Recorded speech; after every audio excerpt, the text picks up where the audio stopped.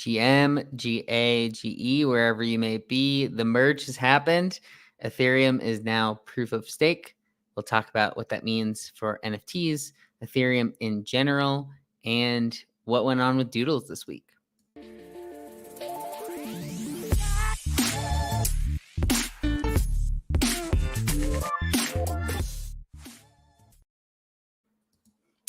All right, Tyler. So today it's do you feel any different? It's like when people talk about their birthdays in a way where it's like, do you feel older? And then it's like, I feel exactly the same as yesterday. And I feel like that's what the merge is. Like there's all this hype around it. And I think a lot of people were expecting it to be somewhat of a non-event. But I mean, it's one of those things that we've been talking about it for months. Now it's finally here. Do you feel like anything has changed?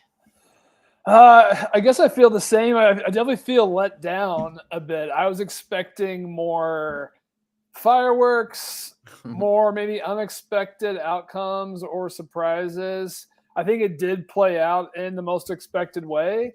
I think all of us in crypto, NFTs, Web3, like we like to, create these stories. Yeah. This thing got tested across on how many different test networks. Like it was pretty obvious that it was going to work. As 3, 4, 5 of these tests work successfully. So in hindsight, that's pretty easy to see. I think what's interesting is like so much time and energy was spent on how to prepare for the merge, Yeah. and at the end of the day, you didn't really do anything other than making maybe some trading decisions. And we can get into that price action later. But so that's why a little let down. Yeah, there is. It was interesting. Like I stayed up to the merge. Was watching it along the way. There was a little pump. I think the highest ETH got was like 1650 yesterday. It was pumping up in like the 6 hours before sort of range. It was getting to that 1650, and then it hit there. Came right back down to 1600, was basically around 1600. And then when the merge happened, there was that little mini bump. You could see when the merge happened because that's where it has that jump up back up to what's that 1640. And then everyone went to bed and they're like, oh, people are going to wake up. This was in the chats I was in. This was what people were saying. Like, okay, they're going to wake up. People are going to say, wow, it was successful. Wow, ETH didn't dump yet. And then they were just going to buy it, and it was just going to soar to 1,800. And, like, granted, I mean, that's, pipe dreams or whatever. But then it was just kind of sitting there for a while. And then just went from 16 to 15 in, like, a 20-minute time period. So it was kind of interesting. But now it's sort of been settling here at 1,500, which – I mean, it's been around 15 to 1600 for the past, what feels like 3 months or so. Ever since that initial drop down, it ran up to 2K. And then since that, what's that? Yeah. So all of September, for the most part, has been in this like 15, 1700. It dipped in a little into the 14s. But yeah, I mean, it seems like people are pricing this fairly at 1,500 or so. So I don't know. What's sort of your take on what happened with the price action? Did you expect it to dip even lower? Did you expect it to potentially spike? I have to admit, I thought we would see a bigger run up, either like in the hours before or on the news that was successful. I thought we would see at least some kind of a spike. And it just didn't happen. And a few takeaways from this chart. I mean, you nailed it. The month of September is just pure chop crab market. It's just going sideways with some days spikes and some days dips. But basically, it's just staying even. But I think what's so interesting is before the CPI print came out, right, we were feeling good. We were trending up. It was getting close to 1,800. We missed CPI by 0.1% in a metric that has a fairly decent size margin of error. That 0.1% tanks all the markets.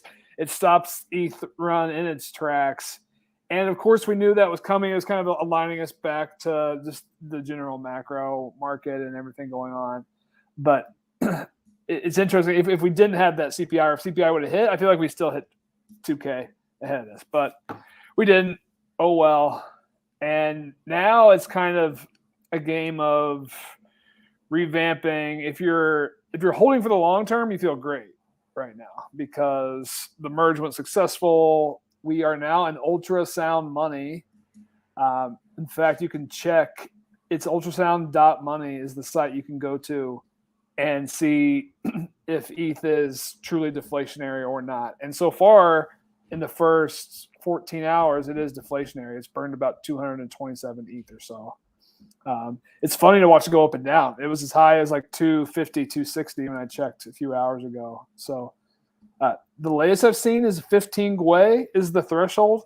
If gas is over 15, then ETH is deflationary. If it's under, then it's inflationary. So that feels like an easy bar to be over. Yeah, that's like way lower than I thought it was. From 1.5, you're saying, right? Not 5.0. Yeah, 5.0 to me it sounded like it would have been right, but I mean we've seen a consistent length of time here where 15 has been about average or so. One stat I saw is now Ethereum is using less energy than Netflix and PayPal. Those are some of the big names. They were already using less than, say, like a YouTube, but yeah, they now have a lot more narratives around this energy efficient side of things, where that used to be the big kicker, people against crypto. So I wonder if this is going to be the type of thing where now Bitcoin is the one that's using all this energy and people are going to switch back over into being ETH maxis. But we'll see. It seems like, at least as of now, been pretty much a success as they were expecting it to be. So yeah, looking forward to what this is going to mean for price of Ethereum and just like the applications on it. Seems like I haven't really heard any big issues with any of the dApps or exchanges. Have you heard anything negative, anything negative surrounding this? Because I think it's been mostly neutral, like it is what we expected it to be, and now it's sort of the, well, nothing bad happened kind of idea. No, I have not heard anything negative. In fact, positive. And I already have an example. So I was actually chatting in DMs with Philip Bell, who is the Art Blocks artist, dropping his collection tomorrow. And he said he had mixed feelings about potentially dropping his set on proof of work Ethereum network. And so he feels personally much better about it on proof of stake. That's interesting to hear that firsthand. And it definitely makes one think that we're going to see the door open wider to, project teams, dApp founders, brands, you name it, who potentially were on the sidelines from leveraging the Ethereum network because of this to now it's fair game. So I think we'll definitely see a lot more of that. Yeah. Yeah. So I think that it's one of those things where we're just kind of gonna not necessarily wait and see, but I think as far as like crypto goes, there's still a lot going on in the stocks, and it's another red day for stocks. So I think that plays into it a little bit. People were saying like it doesn't matter, like if stocks are in the red today, then Ethereum's probably not going to skyrocket tomorrow. So we saw a little of that playing out as well. Obviously, one tweet that I read was like, yeah, I mean they're saving energy, but they're not saving the European energy. So I mean, when it comes to these macro factors that are outside of what we can control, I think a lot of people are somewhat expecting ETH to either continue to just chop throughout the rest of the year or potentially go down, and then it won't be until next year when some of this macro stuff clears out. There's still like all these Fed meetings that are going to come out and continue to talk about inflation and interest rate spikes. And those are still events that I think are going to affect it and keep it from saying blast up to 3K again. So, yeah, I think overall success. But let's talk a little about what it means for NFTs, because like I think this was okay. So you have on the screen right now the first official NFT minted on proof of stake. It is the panda that they're talking about on the stream. Basically, it's they just call it the transition, and it's the first NFT. It looks like lines of code and a little panda image in there. So this sold for 36 Ethereum, and my initial reaction was free, because that seems way too cheap. Like that seems like an absolute deal. I mean, yes, it's 36. Like it's not the cheapest thing ever. Like that's over 50K in USD, but I mean, how did this sell for less than 100? I was thinking initially, but even like a meme number like 69 or something. Well, so I don't think it was for sale. So he paid 36 ETH in gas to Okay. be first to mint this.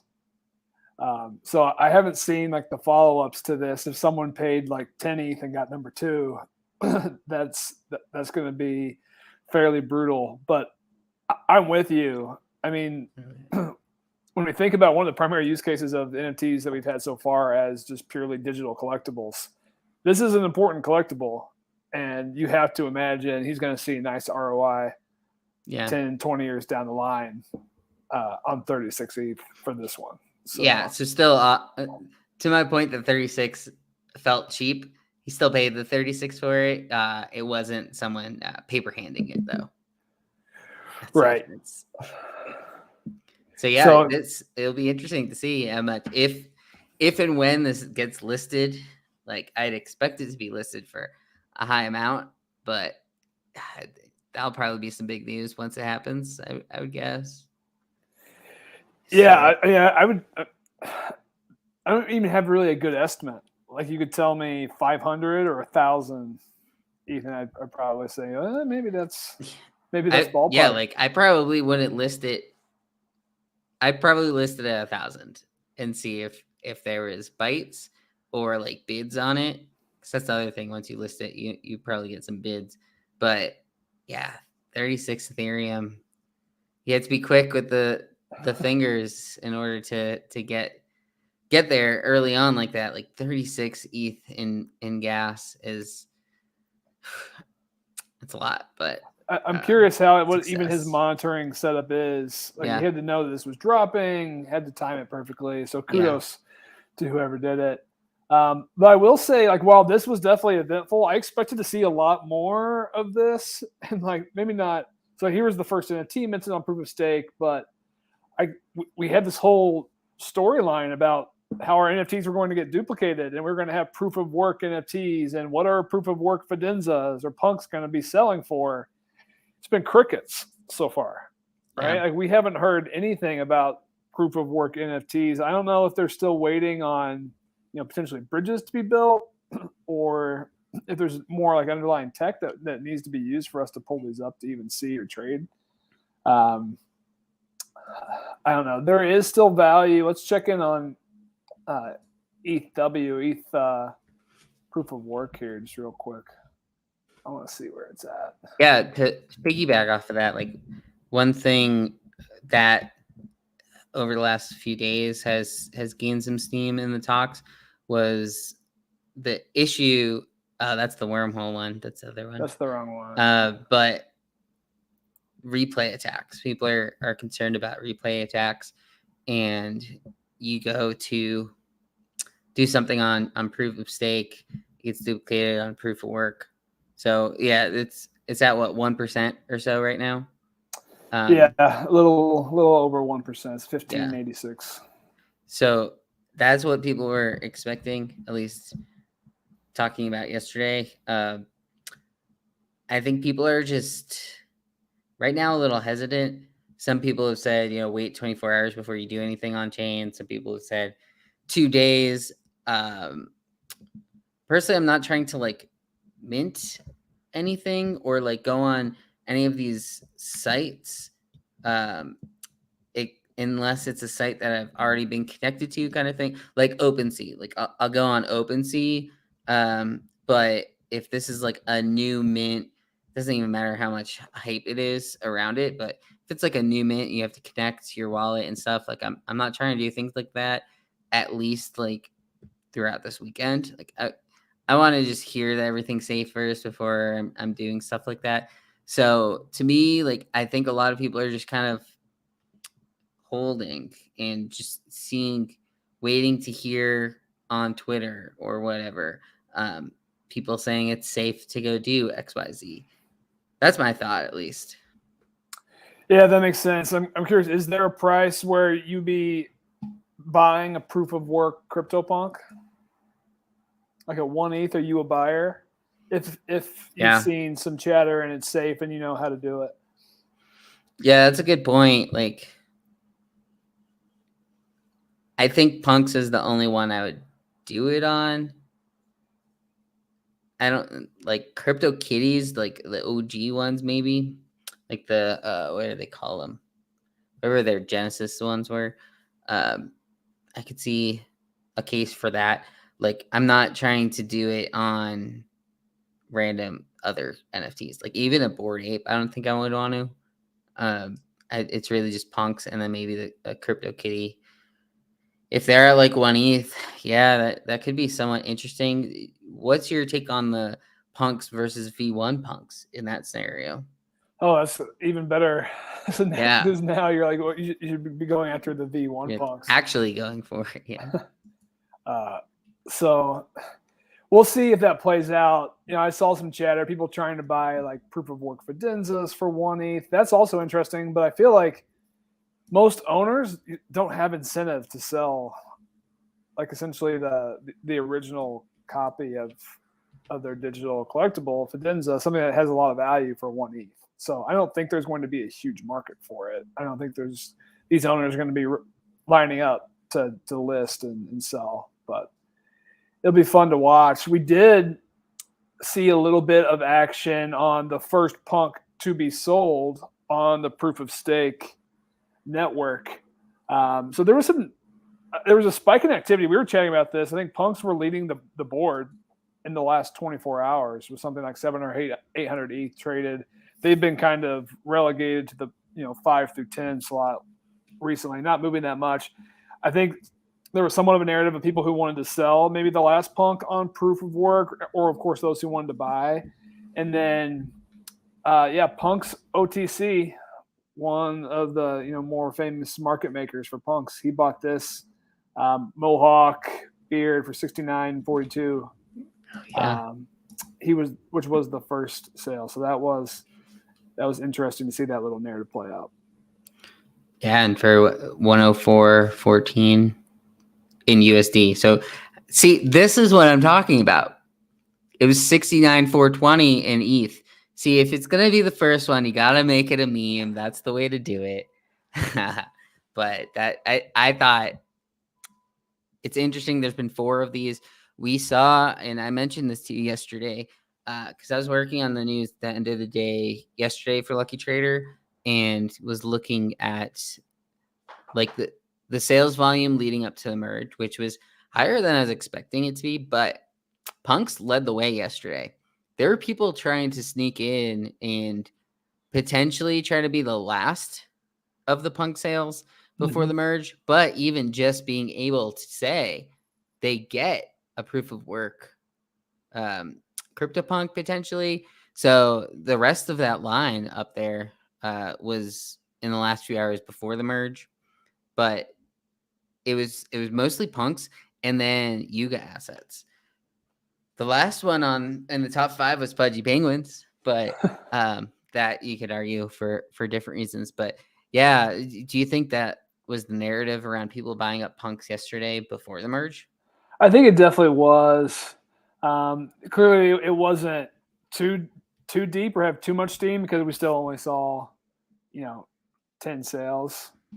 But clearly it was enough to spike some activity. And we saw some decent punks, the 3D for 117, the top hat with COVID mask for 99.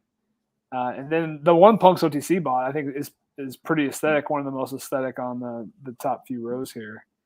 But now that narrative's gone. So, we've already seen volume start to slow. There's been three sales here today since then. So I imagine Punks will probably start slowing down a little bit more.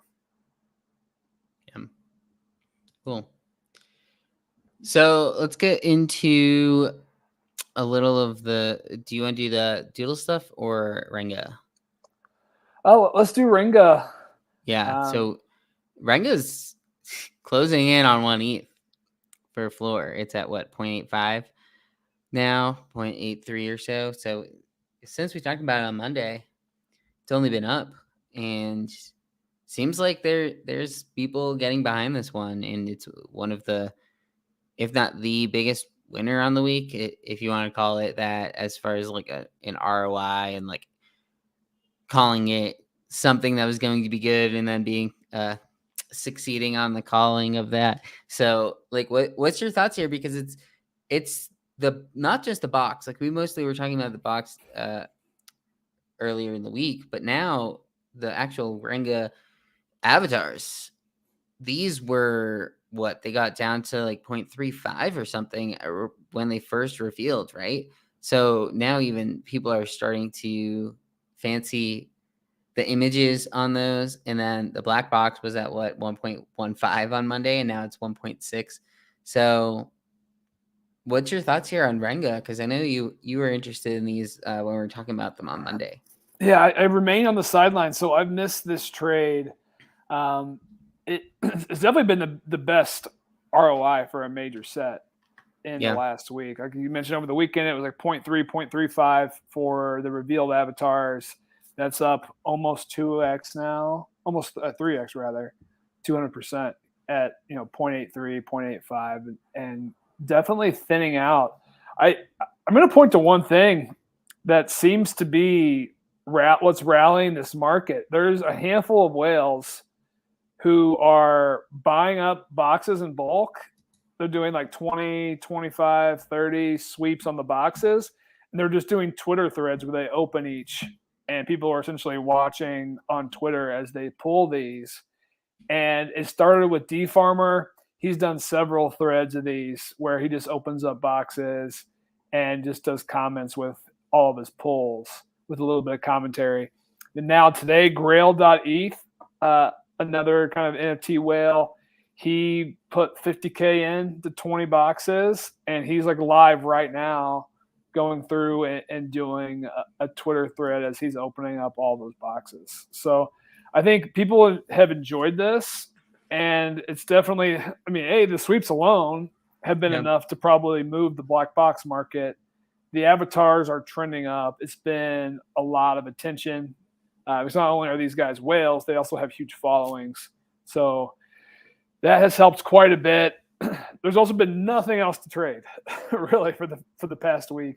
No news, no announcements, really not even that many new mints. It's all the merge. Everyone's just so uber cautious this week. Yeah, so like no one wanted to drop this week. So they had just the clearest of runways and skies. And it worked. And they've been moving up. But I'm not sold on it from here. Yeah. I guess I don't see the That path. Was like the narrative, the time to get in kind of thing. Yeah, and that's why I remain on the sidelines. I don't see the bull case for it to get to like 2 to 3 ETH floor on the set. I'm still not personally seeing many people using these as PFPs. And that's kind of one of my cardinal rules for a set to be able to really make the jump into a mid-tier. Yeah. You have to see those. I think everyone points to the fact they love the art. The art is great. But you're not using it. I think that only goes so far. Yeah. And like D-Farmer isn't going to replace his ape with it, Right. I think that's part of it as well. So you got these whales who are opening all these boxes, but also not making it their PFPs. And One of the very first times I saw that trend was with Capsule House. Like everyone loved Searlight's artwork on the capsules, and everyone was raving about it. And they went on a nice little run. It was more in the bull market. They actually ran all the way to like 4 ETH, but the whole time, like no one was using them as their PFPs. No one. And the art just didn't. Well, it looks great on the individual level. It just didn't work as the PFPs. And I don't know. I mean, these are better than capsules from a PFP perspective, but I still don't think we're going to see a ton of adoption. So I'm cautious. I'd say neutral on it from here. But definitely happy for folks who got in. It's been one of the bigger success stories here at the past week, and nice to see some green on the board. Yeah. Cool. So then other big news point of this week is Doodles and their evaluation. I have actually something I have to grab.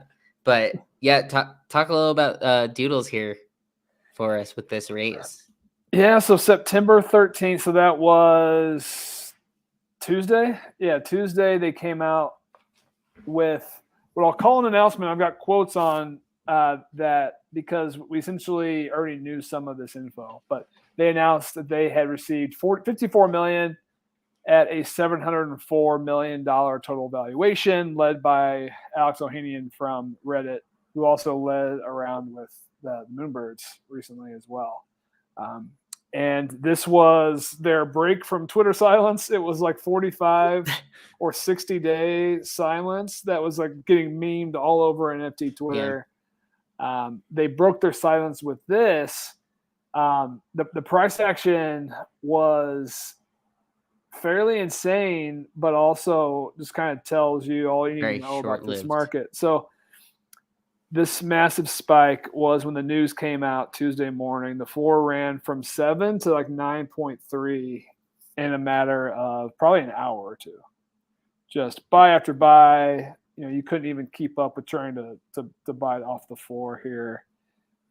Within 4 to 6 hours, it was back to 7.5, and as you can see now, it continues to trend down. The floor's at 7.1, lower than where it was before the news came out. So not only did it do a full round trip, it's actually lower than it was. I think part of that is they told everyone about this raise at NFT NYC. So the only real new information was the amount, and maybe the partner with Ohanian, which is important. But I think people are starting to realize that the VC fundraising, all that doesn't necessarily translate to bag holder individual NFT value. And now like it's got the new kind of question going around is it even a bullish news event? Right. People if your team is doing VC funding. And now there's like kind of like two camps. There's the we're good with VCs and those who aren't. It's just so paradoxical isn't the right word, but on one hand, this Doodles team raised a $704 million company brand in a year. Like that's awesome. That's an incredible feat. At the same time, all their holders are upset and dumping, and the value of their NFTs is down 75, 90% in USD from local highs. So it's hard to make sense of those two things. And I guess it just means zoom out. Yeah. And talking about zoom out. So back when I was holding a doodle back in the day, I ordered the figurine. And so this came in the mail yesterday. It's people are saying like, oh, it looks so large, but I don't know if I could give like here's a cup. It's like not that big. It could fit on your just a regular table or whatever. I just had back there. You probably didn't even notice that it was back there. But I kind of like it. It's cool. It's just like it seems like it's strong. It probably won't break. Right here where the actual the rainbow puke is coming out, I feel like that is the part that it feels very strong, because if it didn't, like that would probably break very easily. But everything else is pretty well put together, and yeah, I like it. I feel like it's a cool little like reminder of 2021. Doodles were one of my better investment decisions. last year. I got in on them back when they were in the 1 ETH range. So, wow. Yeah, it just like made so much sense to me. Like at the time, uh, with the team behind it, there's a lot of these whales that and like OG crypto NFT people that like the doodles. I like the art and the colors with it. So yeah, doodles have always been one of my more favorite projects. So like because of all this stuff with them specifically, like they seem like a team that'll be around and like doing stuff. Um, it's just so hard to be paying more than 5 ETH for like anything right now. Mm-hmm. So I'm still kind of waiting. Like I feel like I'll get back into doodles down the road, try to find one that I like that is artistically something that I can get behind again. But yeah, to me, it's just one of those things where the market is just so negative on like any sort of news at this point in time. Like 10,000 of these, 10,000 collections, hard to really satisfy their 5,400 holders of this. It's a lot of people. And then we saw a little pump in the Genesis box and duplicator off of the news, but I think those are pretty much back to where they were. And there's just so much supply now. I went on that space when they were talking about it, and there's some questions just along the lines of like there's so much other stuff going on. Like how are us as like the OG doodle holders, like they are wondering. There's so much going on, and this is going to reach so many people is like the goal, right? So they're just wondering like why they should have an OG doodle. And there were some decent responses to it. One that Poopy talked about was the idea of if you have a space doodle or you have one of the OG doodles, then it can be somewhat of like a like token gated to do certain other things.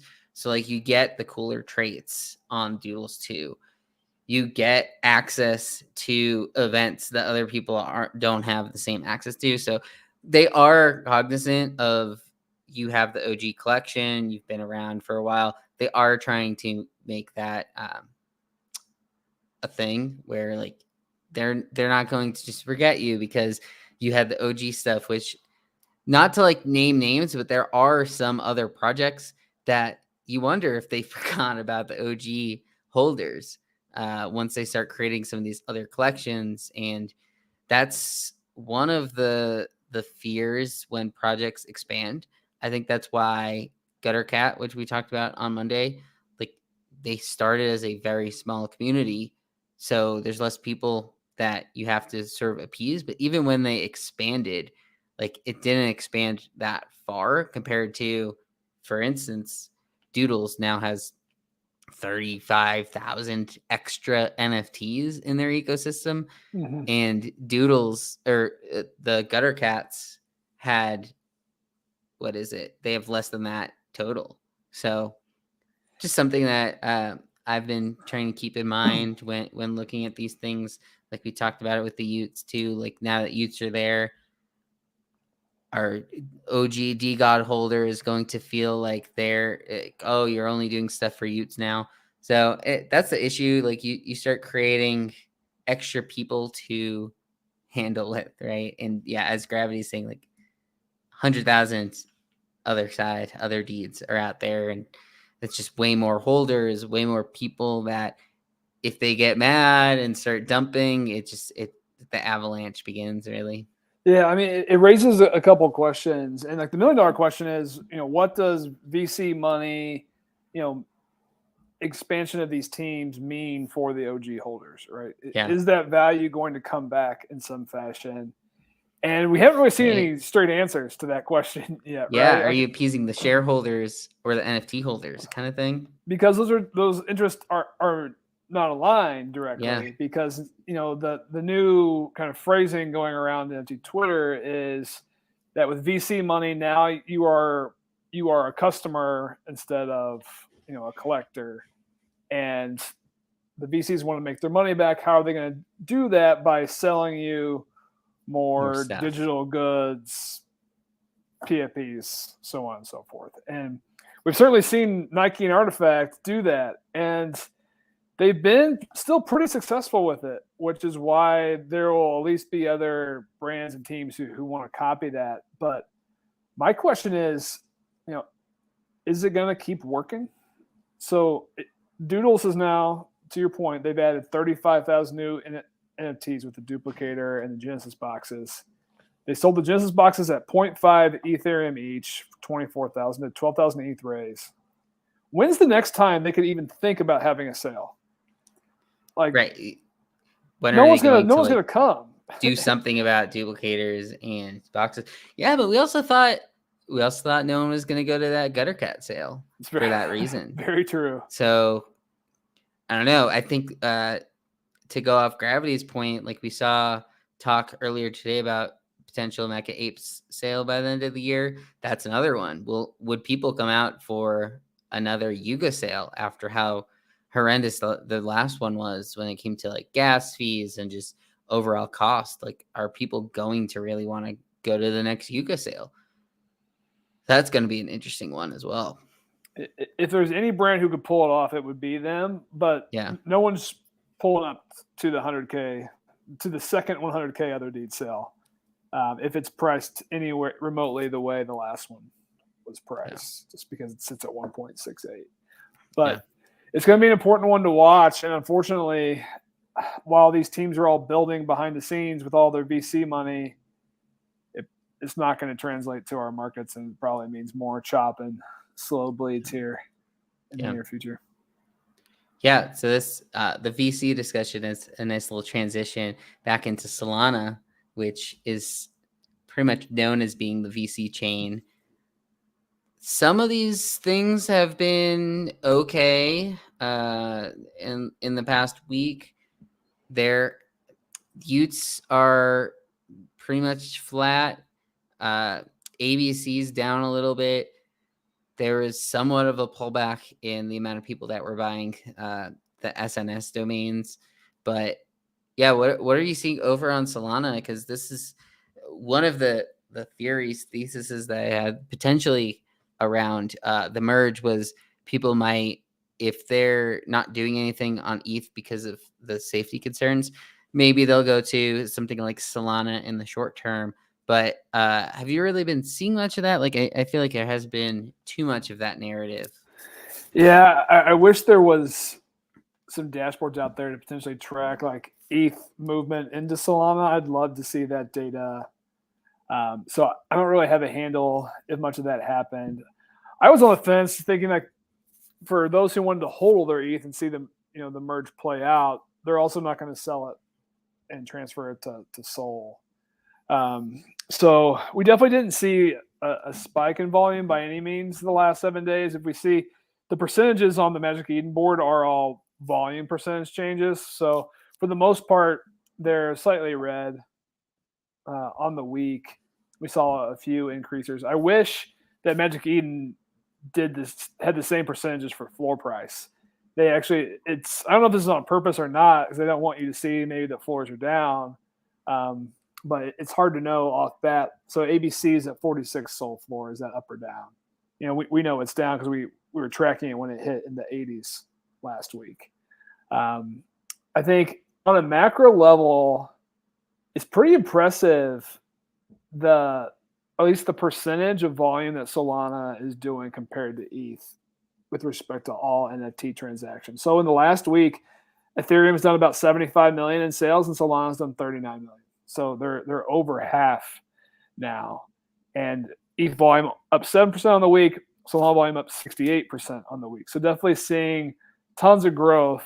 Of course, it's going to be hard for them to maintain any type of like 70% jumps in a week at these numbers. But that's going to be increasingly important to watch. We see 4 Solana projects here in the weekly top 20. I think people who make the switch and start trading on Magic Eden and Solana enjoy it. I know that because I enjoy it. It's a fun experience. Slick. It's faster. Yeah. It's like they've got all the tools built in, to the trading platform. They have a sweeping tool. They have bulk listing in there. They've got analytics. You can see like your nerds chart almost. You can see it all in one place. So that definitely adds to the experience. The other real quick thing, just my macro bullish. They ran a summer hackathon that had 18,000 participants show up.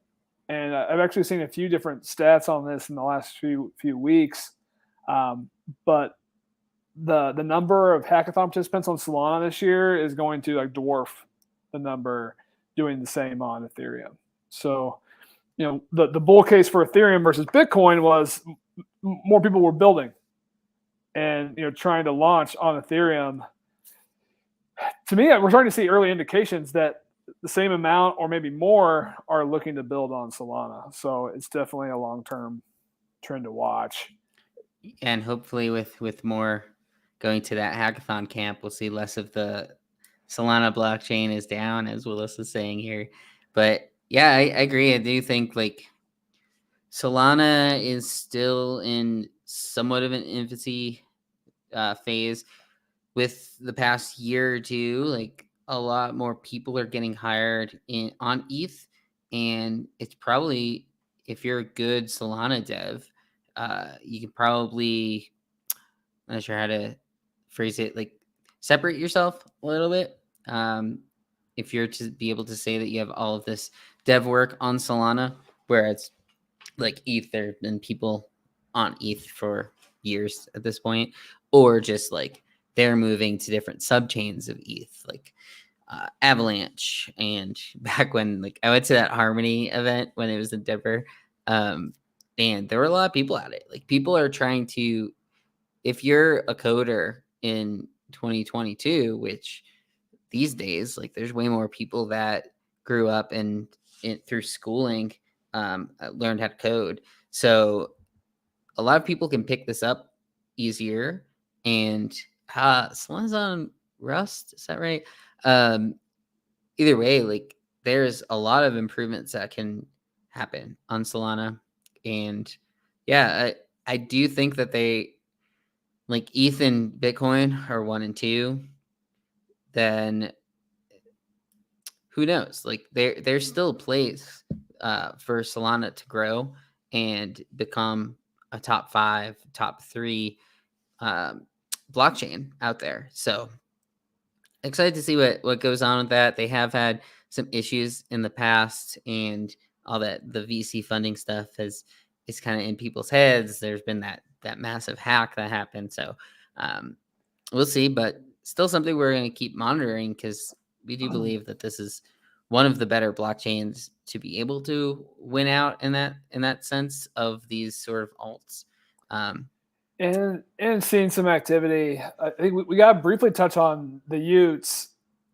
Radio silence from Frank Digaz and the team going on, what, a week now?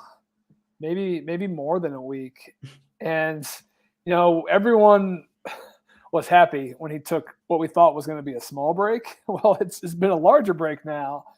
And the fuzz started to come out that, Frank and team are, ran off with the money. They're all out partying, having fun, so on and so forth.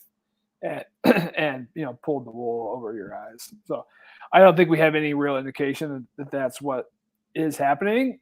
But Frank's whole thing was attention and his ability to maintain attention and drive it to his projects, to Solana overall. And with that, very large mouthpiece, quiet, you don't hear nearly as much going on. And I'm flat out impressed that they've been able to maintain a 130 sold floor, with this 7-day pause with any news. So I'll be curious. I'd still think it's going to trend down lower. If we're not going to get a reveal till like the end of this month, that we haven't seen the lows just yet. But if they come out with an announcement and it's going to be next Friday, then we'll see a spike, I think. Yeah. Cool. So then the other topic we were going to talk about is art blocks. This is one of the only like kind of upcoming events that we know is coming. But this is the one you were talking about earlier, right? Philip Bell. So push this off post proof of work. So it will be the first, right? First, is it curated? It's factory. Okay, but they're not doing one before this, right? This is the first art blocks drop. Correct. Post merge. Mm-hmm. Yeah. So first proof of stake. And yeah, this will be interesting because art blocks itself is one that you go in and you mint and you're just, how fast can the blockchain go? So these might fly faster than previous art blocks. There's only 200 of these, starting at reasonably okay price. Where do you think this one will end? Because like it starts at 1.5. Yeah. There's only 200. It'll probably go fast once it starts, right? So there's no sugarcoating. A recent art blocks action, the market has been pretty abysmal. Most things are going near min price if they're minting out, if the min price is low enough. Some have been sitting open. This one's got a min at 0.1, so it'll definitely mint out. I think it would have minted out on a normal day, but this is a really interesting twist that it's going to be the first proof of stake mint. There's certainly in the art collectible world, we've been talking about it a bit, like this narrative of the first does matter somewhat, at least more than just your average project. So I think that's going to bring more attention to this, and not just your alpha groups and your flippers who are looking to trade it, but I think more of the traditional collectors and Block Talk are going to show up for this one and want to grab it. So I think because of that, we're not going to see this one get to min price. It is a faster auction. It gets to min in 30 minutes. My gut is it's going to go out around 0.2. I still like it at that price range. From an ROI potential perspective, I think your downside is somewhat capped. If it starts getting like 0.3 to 0.5 range, I think it's definitely riskier. I did go through the sample outputs. There will be a nice rarity lotto. So the standard, it's a little bit flipped. So the standard is this black and white palette, and the colorful ones are the rares. So typically it's like the black and white is the rare palette that you look for. So he flips it. I don't think the aesthetics or the outputs themselves are anything groundbreaking or necessarily past the wall test. So you're really trading this on that narrative of the first proof of stake art blocks. But that might be strong enough to carry this one. Yeah, I kind of feel like, I don't know, I feel like this one will be good. The 200 supply number to it, I think is helping it. If this was out of 500, I don't know how I'd feel, but I think with that narrative you probably find 200 buyers kind of thing to follow that narrative, at least in the short term, right? Yeah, the 200 supply definitely helps. I mean, you can expect 50% to get listed right away. Like that's what's been happening with all these mints lately. But 50% of 200 is only 100. And that means 20 ETH can churn through all those listings. So that's pretty doable. And this is minting at 1 p.m. tomorrow Eastern time, right? Yeah, that classic 1 p.m. Eastern. It should be at min price by 1:30. So it'll go fast. I'm gonna be on a plane. Maybe I'll fire up the Wi-Fi to mint this one. I'm gonna be traveling as well. I'm hoping to be like at a hotel in time to fire up for this one, but it's gonna be close. Yeah. Cool. So yeah, we excited to see what happens over the weekend. Pretty much, it's probably nice that I'm going to be at a wedding because it's like I wouldn't want to like watch the charts and like watch all this stuff too intently anyway. So it's a nice way that I can like sort of stay back from it. But we'll see like how things go over the weekend on the merge.